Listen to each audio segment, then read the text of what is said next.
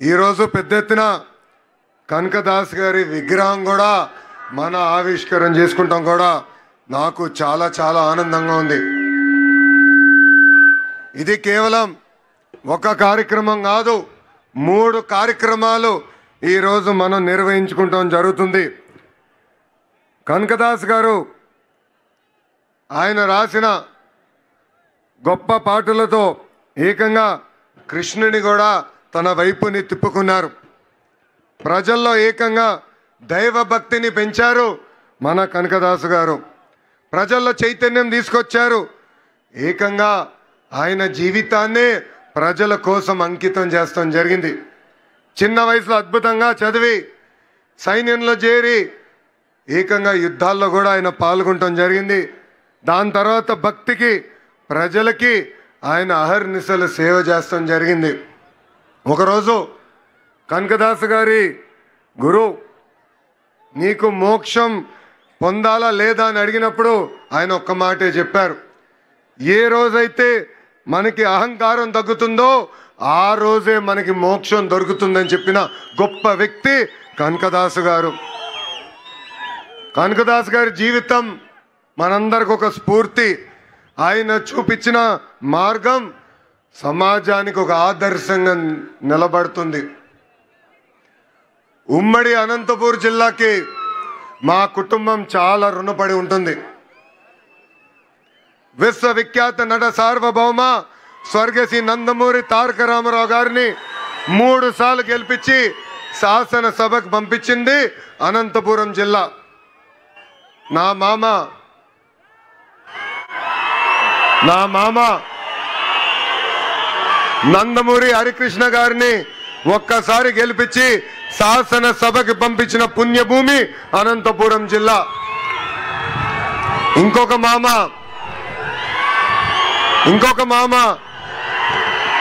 కూతురిచ్చిన మామ నా ఒక్కడికే ముద్దల మామయ్య మీ అందరి బాలయ్య అని కూడా 3 సార్లు హ్యాట్రిక్ గా గెలిపించి శాసనసభకి పంపించిన గొప్ప నేల అనంతపురం నేల. ఈ నేలకి మేము ఎంత చేసినా తక్కువే. మా జీవితాంతం మీకు రుణపడి ఉంటామని ఈ సభాముఖంగా మీ లోకేష్ మీకు హామీ ఇస్తున్నారు. అనంతపురం అంటేనే తెలుగుదేశం పార్టీ, తెలుగుదేశం పార్టీ అంటేనే అనంతపురం. మా కురుబ సోదరులు నాడు నేడు ఎప్పుడూ తెలుగుదేశం పార్టీకి అండగా నిలబడ్డారు. అన్న ఎన్టీఆర్ దగ్గర నుంచి బాబు గారి వరకు కురుబ సోదరులంటే గుండెల్లో పెట్టుకుని కాపాడుకుంటారు. అందుకే మీరు చూస్తే కురుబ సోదరులకి కార్పొరేషన్ ఏర్పాటు చేశాం. 300 కోట్ల రూపాయలు మనం నిధులు కేటాయించి అనేక పనులు చేశాం. గతంలో కురుబ సోదరుల కోసం పెద్ద ఎత్తున భవనాలు కూడా మన ప్రభుత్వం కడతాం జరిగింది. ఇంతేకాదు రాజకీయంగా ఆర్థికంగా మా కురుబ సోదరులకి స్వాతంత్రం వచ్చిందంటే దానికి కారణం తెలుగుదేశం పార్టీ. పెద్దలు చెప్పినట్లు రామచంద్రారెడ్డి గారి దగ్గర నుంచి పార్థసారథి గారు కానివ్వండి, సవితమ్మ గారు కానివ్వండి, ఇప్పుడు బస్సుపతి నాగరాజు గారు కానివ్వండి, మంత్రులుగా, టీటీడీ బోర్డు మెంబర్లుగా, ఎంపీగా, జడ్పీ చైర్పర్సన్ గా, మేయర్లుగా, ఇప్పుడు ఏకంగా ఏఎంసీ చైర్పర్సన్ గా తయారు చేసింది తెలుగుదేశం పార్టీ. 2019 నుంచి 24 వరకు మనం ఒక చీకటి రాష్ట్రం చూసాం, చీకటి రాజ్యం చూసాం. బీసీ సోదరులు బయటకు వచ్చి మాడితే ఆ రోజు మన ఎట్లా కొట్టి తరిమారో మనందరం చూసాం. మన బిడ్డల పైన ఏకంగా పెట్రోల్ పోసి తగలబెట్టి చంపిన రోజులు మనందరం చూసాం. అందుకే మా బీసీ సోదరులు ఒక తిరుగుబాటు వచ్చింది. తెలుగుదేశం, జనసేన, భారతీయ జనతా పార్టీని ఎప్పుడు లేని విధంగా 94% సీట్లలో గెలిపించి మమ్మల్ని మీరు ఆశీర్వదించారు. చేయాల్సిన పనులు అనేక ఉన్నాయి. నాకు ఇప్పుడు కూడా బాగా గుర్తు, పాదయాత్రలో మన సంఘ పెద్దలందరినీ కలిసా, వాళ్ళందరితో నేను చర్చించా. ఆనాడే వాళ్ళకు కోరారు కనకదాసు గారి జయంతిని రాష్ట్ర పండుగగా శాశ్వతంగా నిర్వహిస్తే బాగుంటుందన్నారు. అది చేసి ఈ రోజు మీ ముందల మీ లోకేష్ నిలబడుతున్నాడు. అంతేకాదు బేరప్ప గారి పేరుతో గుడులు కూడా ఏర్పాటు చేయాలని పెద్దలందరూ కోరారు. నేను టీటీడీతో కూడా మాట్లాడాను. తప్పనిసరిగా గుడులని అవసరం మేరకు కట్టిస్తామని ఈ సభాముఖంగా హామీ ఇస్తున్నాం. పూజారులకి గౌరవ వేతనం కూడా ఇవ్వాలని పెద్దలందరూ నన్ను అడుగుతాం కూడా జరిగింది. ఆ ఫైల్ కూడా సర్క్యులేషన్లో ఉంది. తొందరలో కూడా అది అందజేస్తామని ఈ సభాముఖంగా హామీ ఇస్తున్నాం. మా కురుబ సోదరులతో కోసం గతంలో అనేక కమ్యూనిటీ భవనాలు కట్టాం. చివరి దశలో పనులకు వచ్చి గల ప్రభుత్వాలు మారినాయి. ఆ పనులు పూర్తవలేదు. వచ్చే 12 నెలల్లో కురుబ భవనాలన్నీ పూర్తి చేసి మా కురుబ సోదరులకు అందజేసే బాధ్యత మీ లోకేష్ తీసుకుంటాడు. ఆదరణ పథకం కింద పనిముట్లు అందజేయాలని గౌరవ ముఖ్యమంత్రి గారు ఇప్పుడే గౌరవ మంత్రి సవితమ్మ గారితో కూడా చర్చిస్తాం జరిగింది. ఆ కార్యక్రమం కూడా ముందలు తీసుకెళ్తాం. కురుబ సోదరులకి ఇన్సూరెన్స్ కార్యక్రమం కూడా చేస్తే బాగుంటుందని పెద్దలు గతంలో కోరారు. అదేవిధంగా గొర్రెలకి మేత కానివ్వండి, మందులు కానివ్వండి, షెడ్లు కూడా ఏర్పాటు చేస్తే బాగుంటుందని కోరారు.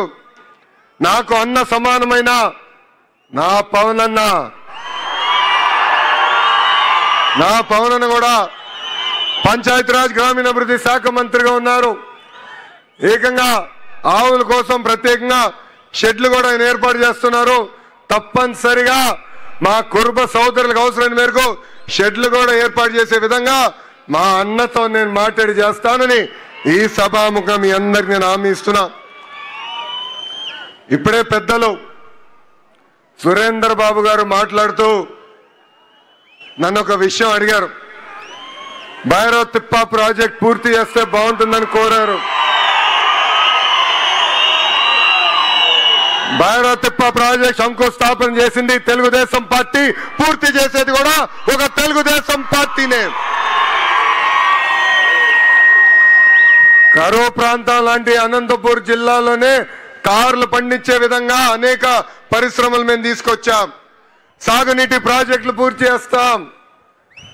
మన జిల్లాలో నిరుద్యోగ యువకులకి పెద్ద ఎత్తున ఉద్యోగాలు కల్పించే లక్ష్యంతో ఈ రోజు పరిశ్రమలు మేము తీసుకొస్తున్నాం. తప్పనిసరిగా ఈ సాగునీటి ప్రాజెక్టు పూర్తి చేస్తాం. హార్టికల్చర్ పెద్ద ఎత్తున పూర్తి చేస్తాం. ఆంధ్ర రాష్ట్రంలో తలసరి ఆదాయంలో మన జిల్లా ఇప్పుడు 5వ స్థానంలో ఉంది.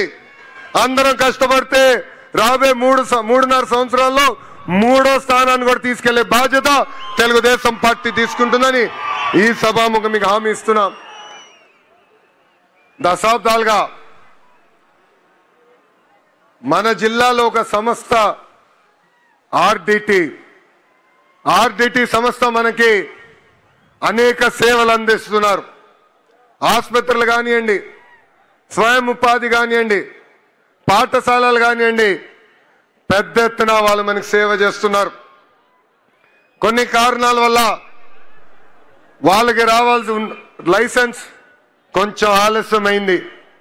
కానీ నేను నా బాధ్యతగా తీసుకుని ఆ ఫైల్స్ అని నేను ఢిల్లీకి తీసుకెళ్లి అనేక సార్లు కేంద్ర ప్రభుత్వంతో మాట్లాడి ఈ రోజు శాంక్షన్ చేయించుకుని మేము వచ్చాం.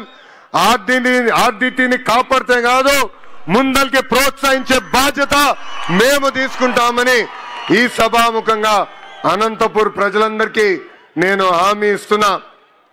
ఇక్కడున్న బీసీ సోదరులందరూ కూడా ఒక విషయం ఆలోచించుకోవాలి. మనకి రాజకీయ స్వాతంత్రం వచ్చింది తెలుగుదేశం పార్టీ వల్లనే. అన్న ఎన్టీఆర్ దగ్గర నుంచి బాబు గారి వరకు మనకి అండగా నిలబడ్డారు.